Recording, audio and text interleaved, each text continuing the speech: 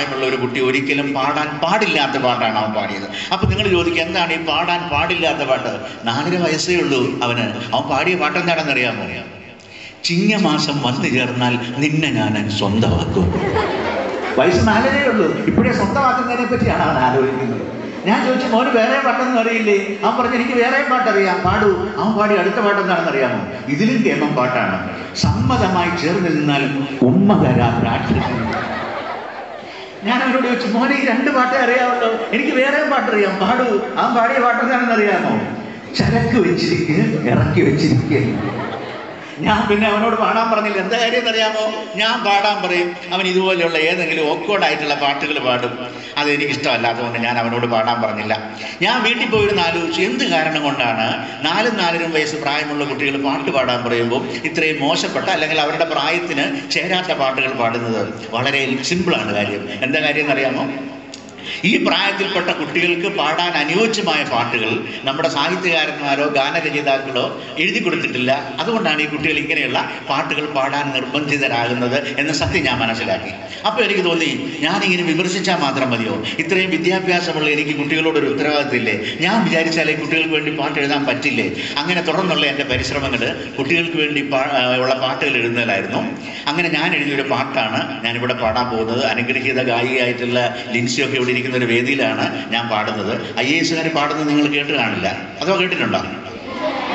പക്ഷേ ഞാൻ ആദ്യകാലങ്ങളിലൊക്കെ ഞാൻ പാട്ട് പാടുമ്പോൾ എനിക്ക് അങ്ങനെ വലിയ എതിരാളികളൊന്നും ഇല്ലായിരുന്നു. പക്ഷേ ഇപ്പോൾ എനിക്ക് ശക്തനായ ഒരു എതിരാളിയുണ്ട്. തിരുവനന്തപുരം ജില്ലാ കളക്ടർ അയ്യപ്പൻ വളരെ മികച്ച ഒരു ഗായകനാണ്. ഞാനും അയ്യപ്പനെ തന്നെ ഈ സമീപകാലത്ത് ചില വേദികളിലൊക്കെ ഒരുമിച്ച് പാട്ട് പാടുകയുണ്ടായി. കേരളത്തിലെ IAS 3 പേരെയാണ് പാട്ട് പാടുന്നവരായി ഐഡന്റിഫൈ ചെയ്തിട്ടുള്ളത്. അതിൽ ഒരാൾ ഞാനാണ്, 2 ശ്രീ അയ്യപ്പൻ, 3 നമ്മുടെ ആരോഗ്യവകുപ്പ് സെക്രട്ടറി ശ്രീ വിശ്വാസ് മേത്തയാണ്. അപ്പോൾ IAS പാട്ട് കേൾക്കാനുള്ള ആദ്യത്തെ അവസരമാണ് ഇപ്പോൾ നിങ്ങൾക്ക് കിട്ടിയിരിക്കുന്നത്. ഓക്കെ, ഞാൻ ഈ പാട്ടൊന്നും പഠിച്ചിട്ടില്ല. നമ്മുടെ ഈ റിയാലിറ്റി ഷോക്കാരുടെ ഭാഷയിൽ പറഞ്ഞാൽ സംഗതികളൊക്കെ വളരെ കുറവായിരിക്കും, എങ്കിലും ഞാൻ പാടുക. ഓക്കെ, ഞാൻ ഈ കുട്ടികൾക്ക് വേണ്ടി എഴുതിയ പാട്ട് ഞാൻ ഒരു പ്രത്യേക സിനിമാ ഗാനത്തിൻ്റെ ഈണത്തിലാണ് എഴുതിയത്. ജയചന്ദ്രൻ ദേവദൂതൻ എന്ന സിനിമയിൽ പാടിയ പൂവേ പൂവേ പാലപ്പൂവേ എന്ന ഗാനത്തിൻ്റെ ഈണത്തിലാണ് ഞാൻ കുട്ടികൾക്ക് വേണ്ടി ഈ പാട്ട് എഴുതിയത്. അപ്പോൾ ജയചന്ദ്രൻ പാടിയ പാട്ടിൻ്റെ 4 വരികൾ പാടിയതിന് ശേഷം ഞാൻ ഈ പാട്ട് പാടും. ഈ പാട്ട് നിങ്ങൾക്ക് ഇഷ്ടപ്പെടുകയാണെങ്കിൽ നിങ്ങൾ കൈയടിക്കണം. പക്ഷേ ആ പാട്ട് പാടുന്നതിനിടെ കൈയടിക്കരുത്. ഒരു സ്റ്റാൻസ് കഴിഞ്ഞിട്ട് ഞാൻ കൈ കാണിക്കും. ആ സമയത്ത് നിങ്ങൾക്ക് കൂടെ പാടാം, അല്ലെങ്കിൽ കൈയടിക്കാം. ഓക്കെ, കൈയടിച്ച് പാടുകയും ചെയ്യാം. പാടട്ടെ. ഇപ്പോൾ ഒരു സസ്പെൻസ് നിങ്ങളുടെ മനസ്സിലുണ്ടല്ലേ, എന്താണ് ഇത്, ചിലപ്പോൾ ബോറായിരിക്കുമോ അതോ നന്നായിരിക്കുമോ എന്നൊക്കെ. എന്തായാലും നിങ്ങൾ കേട്ട് നോക്കുക. Okay okay.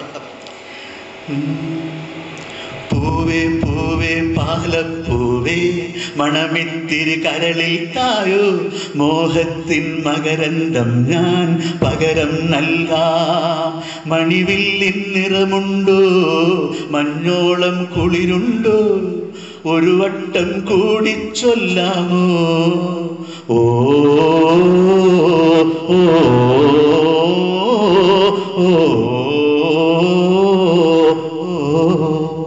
ഈ ഗാനത്തിൻ്റെ ഈണത്തിലാണ് ഞാൻ പാട്ട് എഴുതിയത്.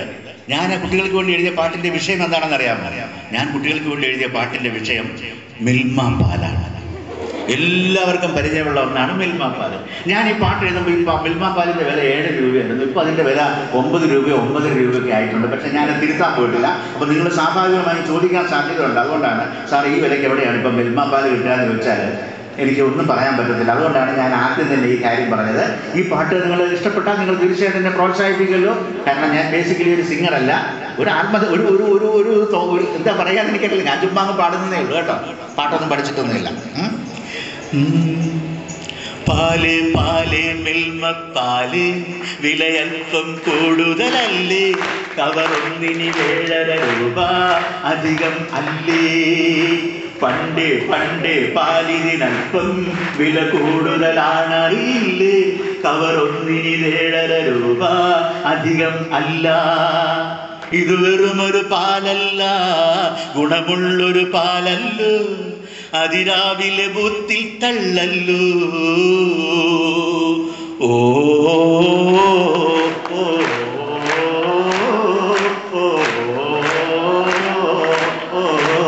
തീർന്നില്ല. പാലുകൾ പല പല രൂപത്തിൽ വാങ്ങാൻ കിട്ടും മാർക്കറ്റിൽ. കള്ളമിയെന്നൊരു പാലല്ലിതിലോ ഇല്ല വെള്ളം. കുട്ടികൾ സ്ത്രീകൾ വയസ്സന്മാർക്കിഷ്ടമിയെന്നൊരു പാലല്ലോ. കട്ടുകുടിക്കാൻ പോലും തോന്നും കട്ടിപ്പാല. ആരിവൾ മിൽമയോ ധവള സൗന്ദര്യമോ, ആരിവൾ മിൽമയോ ധവള സൗന്ദര്യമോ, പാലെന്നാൽ മിൽമ ഇത് നാടിന്നഭിമാനം. ഓ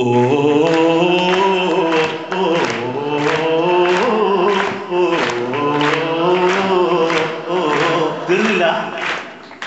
നേരം പരപര പുലരുമ്പോൾ രാവിലെ പോകും പാൽ വാങ്ങാൻ. പാലും വാങ്ങി മടങ്ങി വരുമ്പോൾ എന്തൊരു മോദം. കട്ടൻ കാപ്പിയിൽ അല്പാൽപ്പം കട്ടിപ്പാലിത് ചേർക്കുമ്പോൾ കുട്ടികൾ പോലും ചൊല്ലും അച്ഛാ അല്പം തായോ.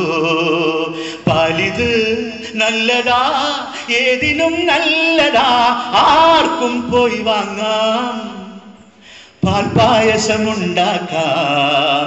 ഓ ഓ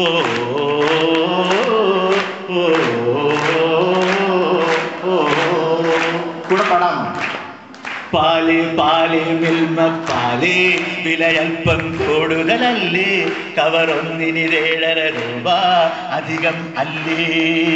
പണ്ടേ പണ്ടേ പാലിനൽപ്പം വില കൂടുതലാണറിയില്ലേ, കവറൊന്നിന് 7.5 രൂപ അധികം അല്ല. ഇത് വെറുമൊരു പാലല്ല, ഗുണമുള്ളൊരു പാലല്ലോ, അതിരാവിലെ ബൂത്തിൽ തള്ളല്ലോ.